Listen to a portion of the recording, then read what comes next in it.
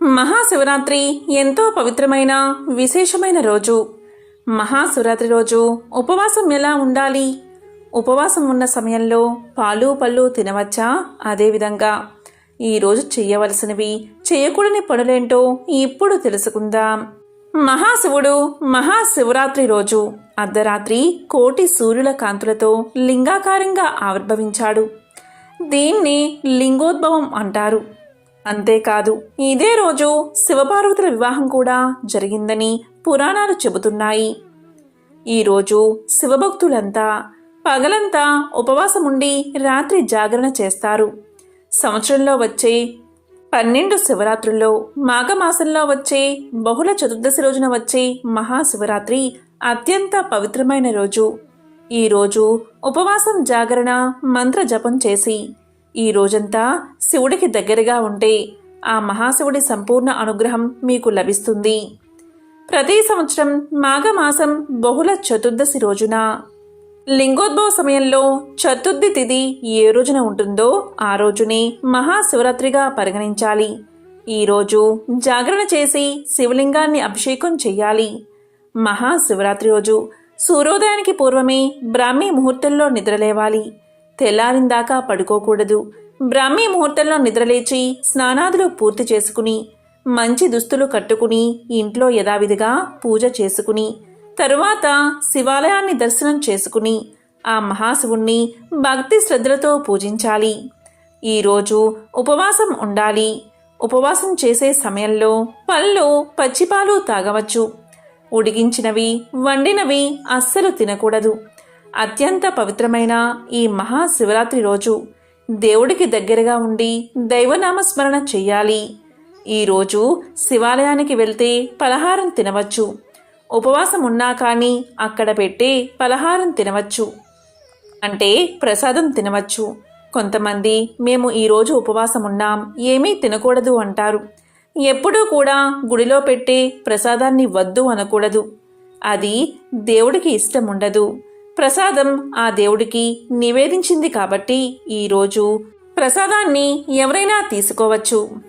ఈరోజు ఎవరైతే ఉపవాసం, జాగరణ పాటిస్తారో అలాంటి వారు కటిక నేల మీద లేదా చాప వేసుకుని కూర్చుని దైవనామస్మరణ చేసుకోవాలి. ఈరోజు లింగోద్భవ కాలము అంటే నిషిత కాలం వరకు మేల్కొని ఉండి ఆ సమయంలో శివలింగానికి అభిషేకం చెయ్యాలి. లేదా అభిషేకం చేసే సమయంలో చూసినా చాలు, కోటి జన్మల పుణ్యం లభిస్తుంది. ఈరోజు ఆరోగ్యం బాగోలేని వారు ఉపవాసం చేయకపోవడమే మంచిది. ఈరోజు ఎవరైనా సరే మాంసాహారాన్ని అస్సలు తినకూడదు. మాంసాహారాన్ని తింటే అటువంటి వారు నరకానికి పోతారట. ఈరోజు తెల్లారిందాకా నిద్ర లేవకుండా ఉండకూడదు. ఈరోజు సాయంత్రం ప్రదోషకాలంలో అస్సలు నిద్రపోకూడదు. అదేవిధంగా ఈరోజు శివారాధనలో ఉపయోగించే పూలలో మొగలి పువ్వు అస్సలు వాడకూడదు. అత్యంత పవిత్రమైన మహాశివరాత్రి రోజు మహాశివుణ్ణి నీటితో అభిషేకం చేస్తే ఎంతో సంతోషిస్తాడు. ఈరోజు ఏమీ చేయకపోయినా సరే ఒక్క బిల్వదళాన్ని శివుడికి సమర్పించినా చాలు, జన్మల పాపాలు తొలగి కోటి జన్మల పుణ్యం వస్తుంది. మహాశివుడు అభిషేక ప్రియుడు. ఇలా నేతితో అభిషేకం చేసే సమయంలో మన ఒంటిపై ఉండే చెమట ఎట్టి పరిస్థితుల్లో శివలింగంపై పడకూడదు. అలా పడితే మహాపాపంగా పరిగణించబడుతుంది. ఈ రోజంతా ఉపవాసముండి ఓం నమశివాయ, ఓం నమశివాయ అనే పంచాక్షరి మంత్రాన్ని జపిస్తూ దేవుడికి దగ్గరగా ఉండడానికి ప్రయత్నం చేయండి. ఈరోజు ఎవరైతే ఇలా చేస్తారో అటువంటి వారికి శివానుగ్రహం కలిగి సకల పాపాలు తొలగి కోటి జన్మల పుణ్యం రావడంతో పాటు ఎంతటి పేదవాడైనా ధనవంతుడు అయ్యేలా ఆ మహాశివుడు దీవిస్తాడు. అంతేకాదు, ఈరోజు శివ ధ్యానం చెయ్యాలి. ఇలా చేస్తే శివానందం కలుగుతుంది. మనం నిత్యం అనుభవించే ఆనందాల కంటే శివానందం అత్యంత అధికమైన ఆనందం. ప్రతి మనిషి కూడా దుఃఖాన్ని కోరుకోడు. ప్రతి ఒక్కడు ఆనందాన్ని కోరుకుంటాడు. కానీ ఆనందాన్ని కోరుకున్నంత మాత్రాన లభ్యం కాదు కదా. దాన్ని పొందాలి అంటే ఏదో ఒక మార్గం ఉండాలి. ఆ ఆనందాన్ని పొందాలి అంటే మార్గం ఏంటి అంటే శివనామ స్మరణ. మహాశివుడు ఆనంద స్వరూపుడు. అలాంటి మహాశివుణ్ణి మనసులో తలుచుకుంటే మనకు శివానందం కలుగుతుంది. కానీ అలా ఆనందాన్ని పొందాలి అంటే మనం కడుపు నిండుగా భోజనం చేస్తే అది అస్సలు సాధ్యపడదు.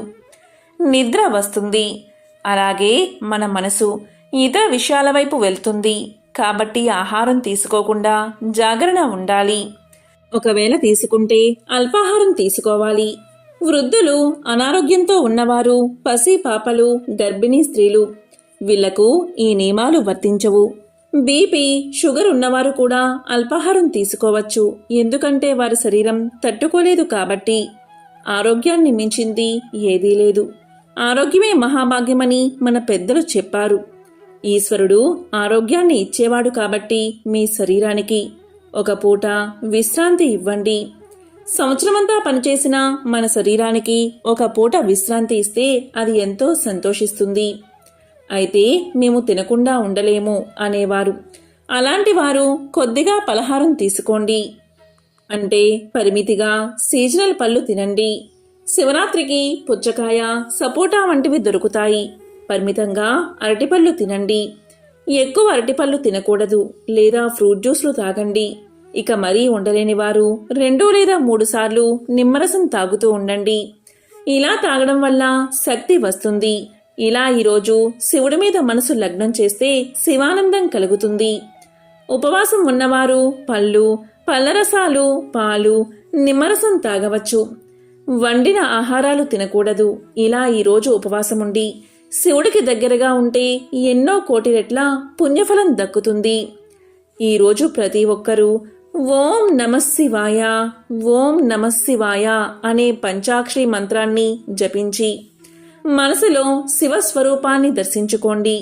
ఇలా ఈరోజు మీరు ఏ పని చేస్తున్నా కూడా కేవలం ఓం నమఃశివాయ అనే మంత్రాన్ని ఎన్నిసార్లు వీలైతే అన్నిసార్లు జపిస్తే ఎన్నో జన్మల పుణ్యఫలం మీకు దక్కుతుంది. ఓం నమఃశివాయ అనే మంత్రం ఆ మహాశివుడు మానవాళికి ఉపదేశించిన మంత్రం. ఈ మంత్రాన్ని జపించడం వల్ల ఎలాంటి పాపాలైనా తొలగిపోతాయి. ఎంతో పుణ్యం కలుగుతుంది. మహాశివరాత్రి హిందువులు జరుపుకునే పండుగలలో ఎంతో ముఖ్యమైనది. మహాశివరాత్రి ఎంతో విశిష్టమైన రోజు.